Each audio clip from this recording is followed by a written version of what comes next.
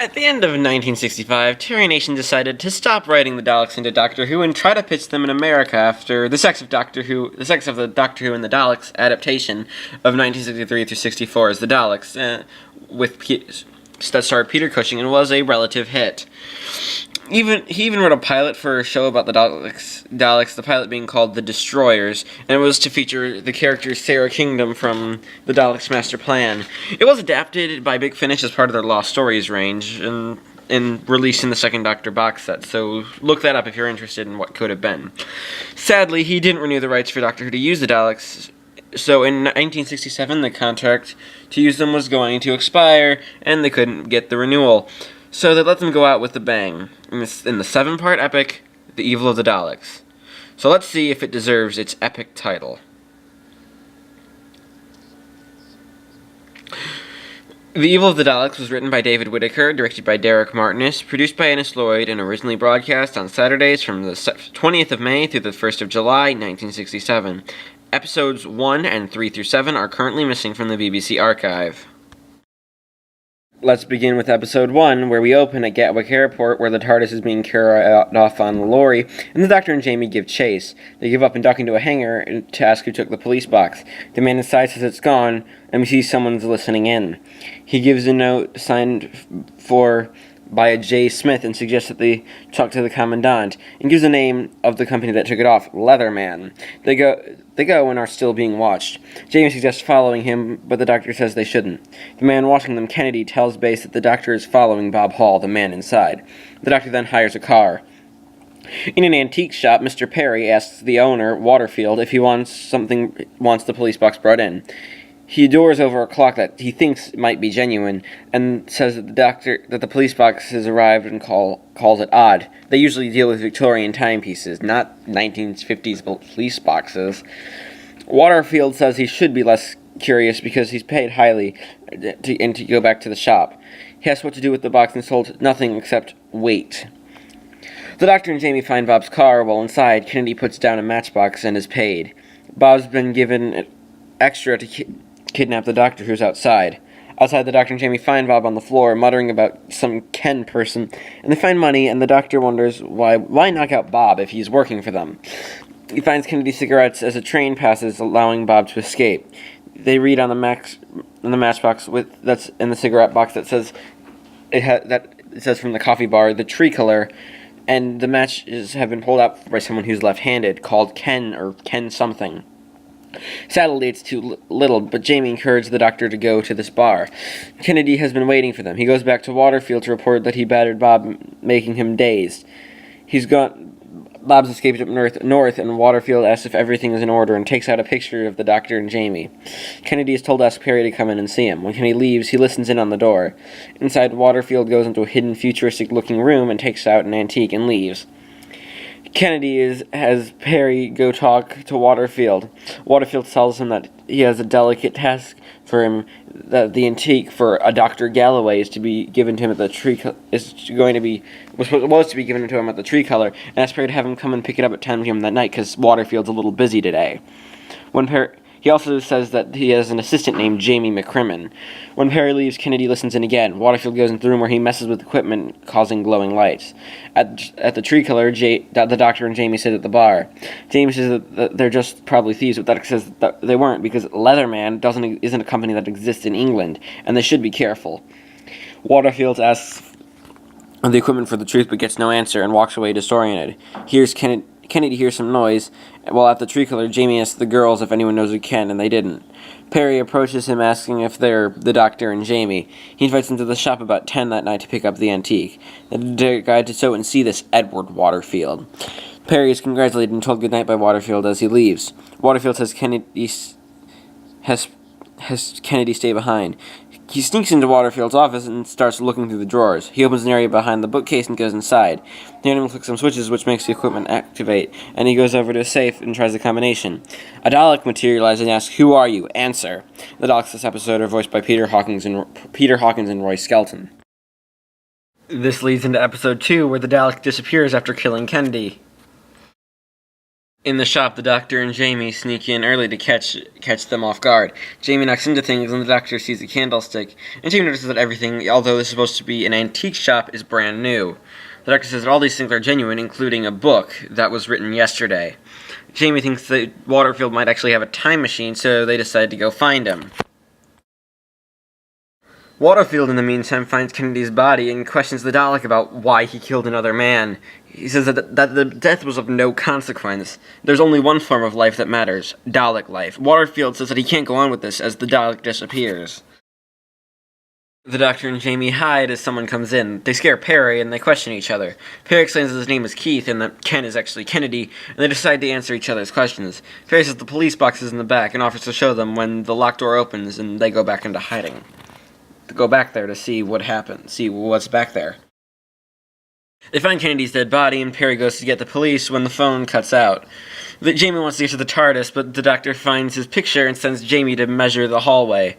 They conclude that there must be a hidden room behind the bookcase because of how Kennedy's body fell. The bookcase then opens, and the Doctor goes in and opens the box on the floor and is gassed. Waterfield then uses the machine to make all of them disappear. Perry comes in with the police and finds everyone gone. No doubt for them to become murder suspects in the investigation. In a Victorian mansion, the Doctor starts waking up when a maid comes in with some food and drink that'll make his head clear. She asks if they're feeling better, and Mr. Maxwell sent the food for Mr. Waterfield's guests. She says she's Molly Dawson, and the Doctor asks what date it is, because he's feeling better but still can't remember. In comes Theodore Maxwell and Edward Waterfield, who relieve Molly to go to the rest of her duties. Maxwell says he's in his house from a couple miles from Canterbury, and in June 1866. They're all victims of an evil power, and they go to show him the power because Waterfield's daughter's life, Victoria, is in his hands. We cut to Victoria, played by Deborah Watling, who is menaced by a Dalek who demands she doesn't feed the flying pest, aka birds, outside, and she eats. It makes her get into a machine, which hurts her ears. It takes her weight, which has fallen because she's in captivity. It leaves saying that she doesn't eat, she will be force-fed. In the laboratory, Maxwell leads the Doctor and tells him to have patience and offers him a cigar.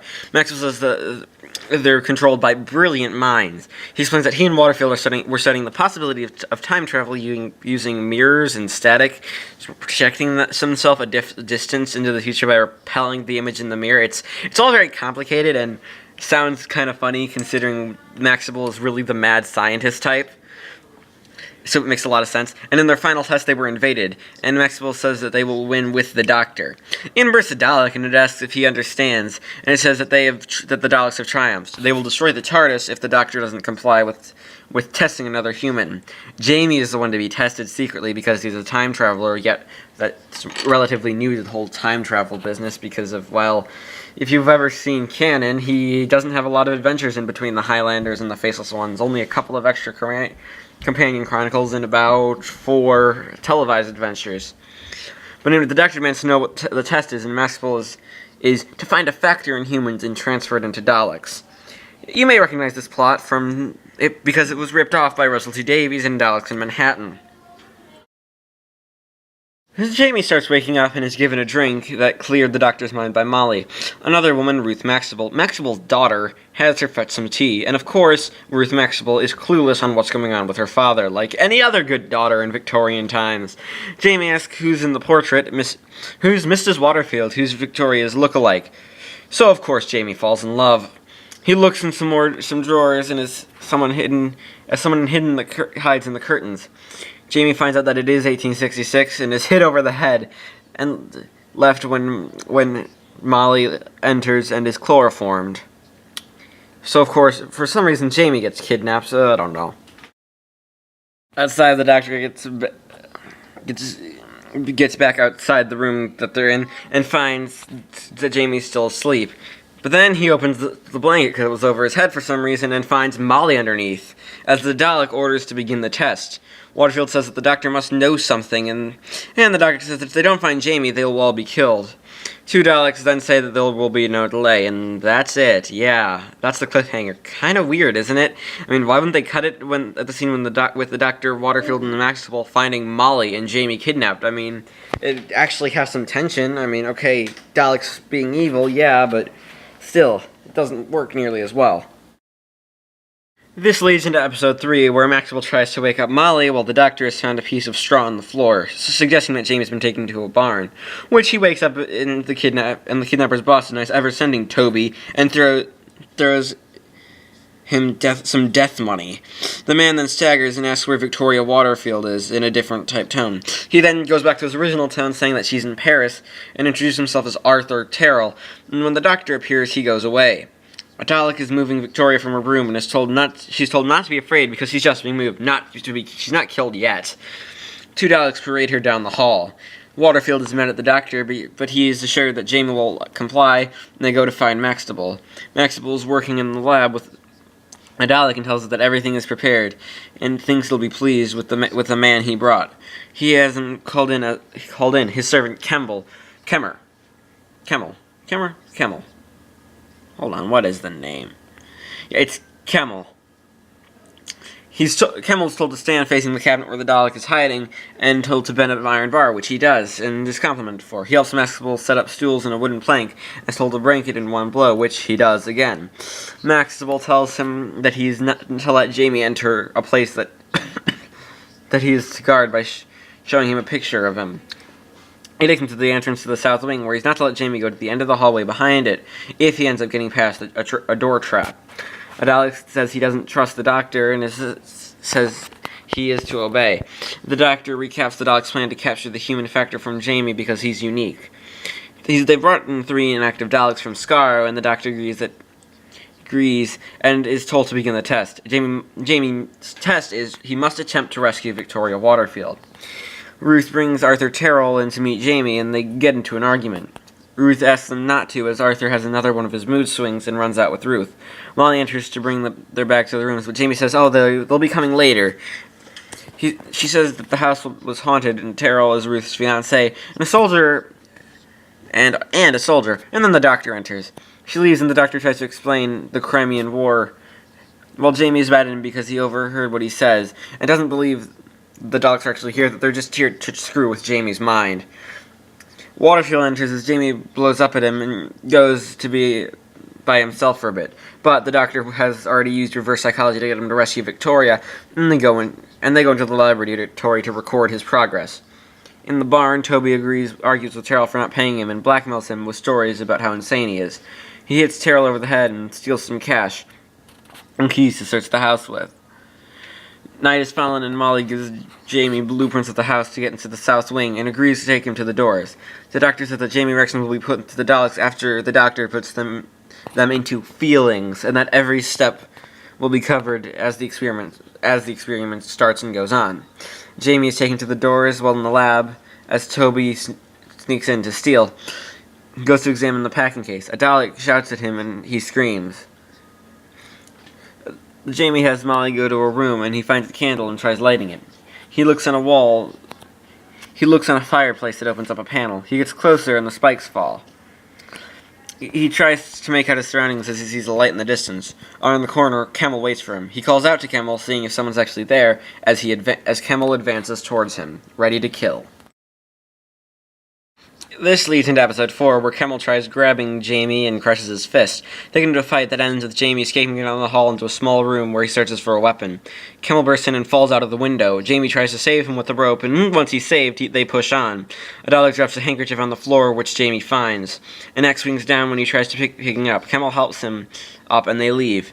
The Doctor observes that it took courage to save the Turk's life, and that part of the human fester must include mercy.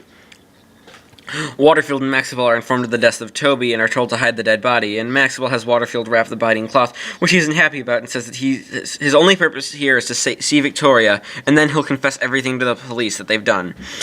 Maxwell then goes and hides a pistol and helps get rid of the body. Jamie tries talking to Kemmel, who doesn't have a tongue, but communicates through dust and bows and different gestures. Jamie gets him to stop, and he shows Jamie a flower from Victoria and suggests that they find her together. The body is dragged to the stables, and Waterfield has become paranoid. And Maxwell says that he's sick to death of him, and says to get back to the house because he's under the stress and needs sleep. He starts to leave, and Terrell Wilson makes Maxwell put the gun down, which he was pointing at him. Jamie and Kemmel follow a patrolling Dalek. When they reach the edge of a corridor, Jamie accidentally springs a pendulum of death. A Dalek asks what thoughts are being used, and the doctor explains that instinct is being used. A Dalek interrogates Victoria by just asking her name and ordering her to return to her room. Kemmel arms himself with a mace to use to distract the Dalek so Jamie can rescue her. The doctor explains self-preservation to the Dalek.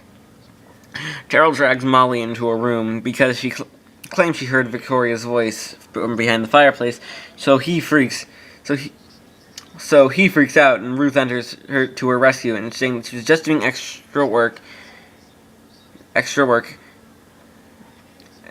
and to wait, and Terrell orders her to the sitting room.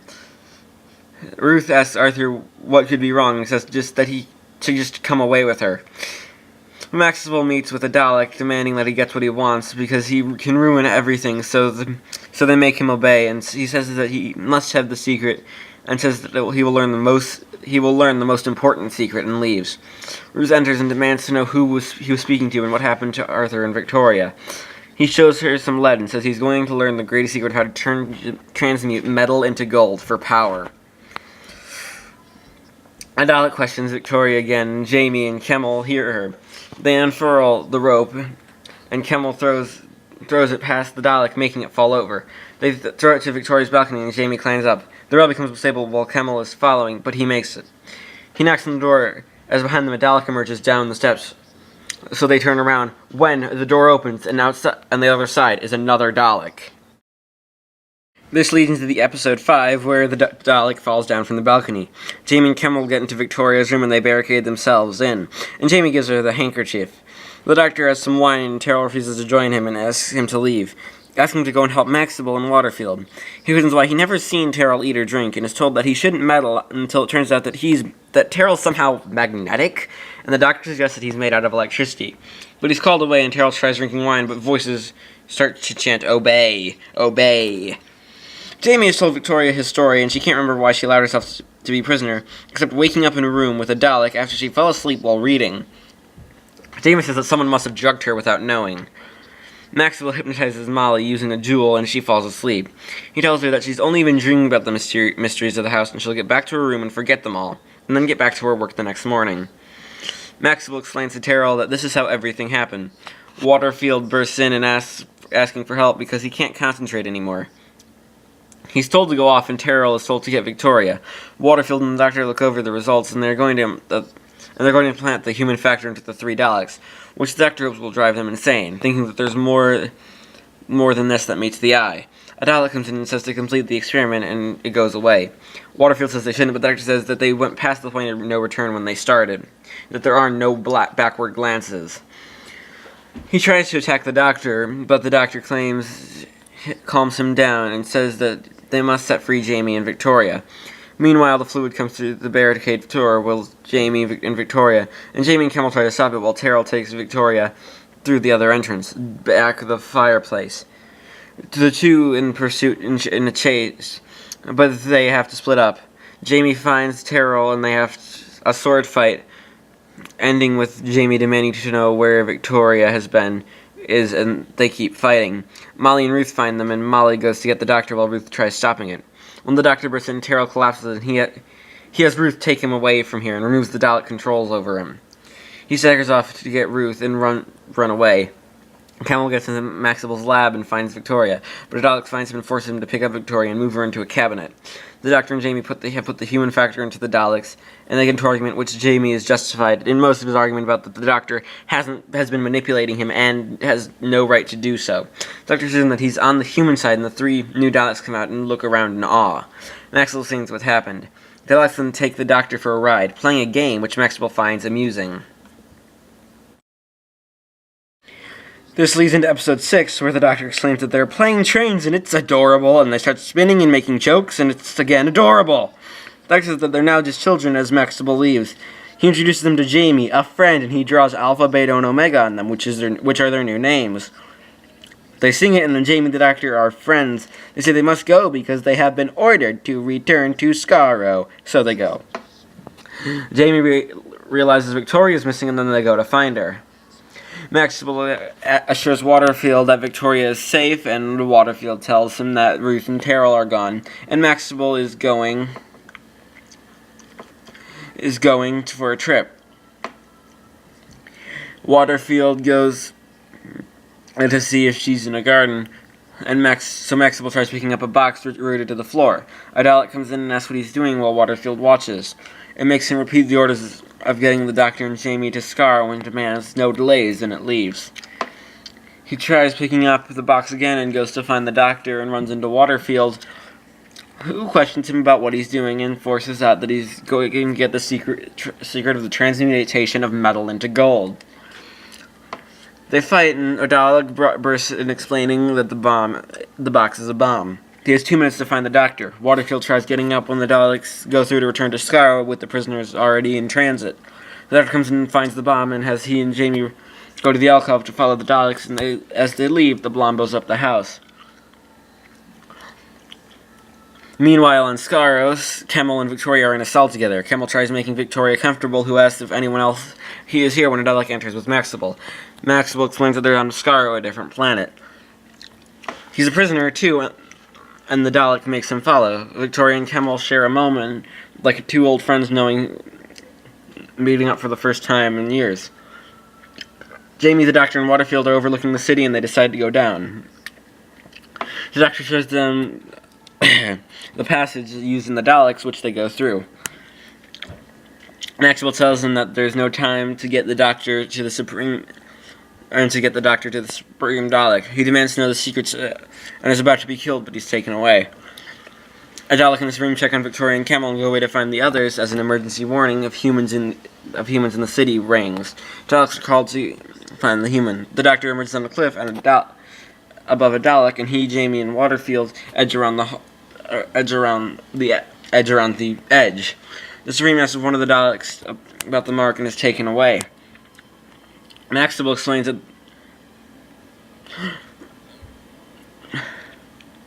Maxwell is put in a cell with Victoria and Kemmel and told to wait. He asks what happens but gets no answer. A Dalek comes out of the shadows and pushes Maxwell to a corner where he is tortured, and Victoria is forced to follow. Jamie hears Victoria scream and they run into a Dalek. Dalek Omega has come to lead them into the city, which the Doctor makes falls when the Doctor falls and he notices something odd about the mark. He didn't draw it. He pushes a fake Omega off the cliff and they press on. It turns out that Victoria and Maxwell were only forced to scream to draw the others in, and Victoria loses her calm for a moment. The Doctor, Jamie, and Waterfield are in the city and enter a dimly lit room and try to leave. A Dalek corners them and they are taken deeper into the control room, where there's the Dalek Emperor, voiced by Peter Hawkins, and it says that the experiment is over, and the Doctor says, when I say run, run. And then he explains that Alpha, Beta, and Omega will rebel, and that he's one. It never says that the human factor creates the Dalek factor, which makes the human factor useless, and it reveals the TARDIS on the other side of the room, and if the Doctor doesn't thread the Dalek factor through the history of Earth, he will be killed. This leads into episode 7, where a Dalek and the Supreme start an experiment. Maxwell, Jamie, and the Doctor talk over the possibility of transmutation, and a Dalek comes in to tells them not to hurt Maxwell, because they're going to murder him. The Doctor goes back to playing his recorder while Waterfield offers to try and escape for Victoria's sake. Victoria says how futile it is to deal with Maxwell because he's gone completely batshit. The Doctor and Victoria talk over what the Daleks might do to the Doctor to make him work for them. He even says they might take him back to his own. He even says that the Doctor might even have to take them back to his own planet to get away from the Daleks. And then he gets the control device on Terrell. The Supreme is told to proceed with the experiment, and when one of the Daleks is told to stop work, it answers, "Why?" A Dalek shows Maxwell a machine that takes the atomic weight and gravity of iron and turns them to gold. He goes crazy and is given the machine. When he gets near, he is changed into a Dalek puppet, and they take him away. The Supreme is told to find the questioning Dalek. Maxwell goes into the cell and wakes up the Doctor and shows him a box which shows the TARDIS outside the city, and he will get it if he follows, which he does and is injected with the Dalek factor, but not really, and they go to work on the factor. Maxwell's a machine that will make the Dalek factor steam, and that will get into the Earth's atmosphere. The Doctor privately looks at the machine and switches the capsules to the human factor and calls back to Jamie. When the Dalek comes, he demands to be taken to the Emperor, while Jamie, Waterfield, and Victoria agree if the Doctor is the Doctor. He tells the Emperor that a Dalek is questioned and has all the Daleks come through the arch to be injected with the Dalek factor along with the prisoners, but it was really the human factor, so he sends everyone down but Waterfield to the TARDIS, who refuses to leave and wants to redeem himself. Everyone else goes through and heads towards the tunnel, where they find the childlike, adorable, dizzy Daleks, who question orders and are killed. The Doctor leads Daleks away, and they all question the Dalek orders. A supreme black Dalek is killed by them. The war is started, and Waterfield is killed, saving the Doctor, with his dying words asking to have the Doctor look after Victoria for him. Lore moves to the Emperor's chamber, and the battle really begins with the Emperor and all the Daleks being destroyed. Max pulls his camel off of a cliff and goes back inside. He goes to the Emperor's chamber and is killed. Well, the Doctor reunites with Jamie and Victoria. He gives Victoria the bad news, but says that this was the end of the Daleks, and Victoria is coming with them. Yes, this was the final end. Final thoughts? In the introduction today, I described the evil of the Daleks as an epic, but does it deserve that title? Well, yes it does. David Whittaker gave us a brilliant script for the perfect story. Not only was it written to make you very excited and wanting to continue with the story with every cliffhanger, it was also written to be hilarious when the action is taking place. Some of the best moments of the story come from the humor of Jamie in the Tricolor, the Doctor and Jamie at the shop, Jamie's awkwardness when he meets Victoria, the Daleks playing trains, the Dalek voices, especially the human Dalek voices being so adorable, and of course the dizzy Daleks. With all these points of humor, it's a shame that almost all of them are most likely gone for good due to the lack of overseas sales of the story and the Masters being destroyed. Speaking of the Daleks, the Civil War at the end, although audio stills, short clips, bad CGI, and a recreation of the final battle, is still amazing, and really gives a sense that this is the final end, and in my personal canon it is, but that's a video for another day. And did I mention that this was the only appearance of the Emperor Dalek up until 2005, and how much I prefer this episode's design of him, and how ruthless he was, making this my second favorite appearance of the Daleks, acting like Daleks, of course. Now that that's out of the way, onto my next point, Jamie. Jamie in this episode peaks his story arc from the Faceless Ones.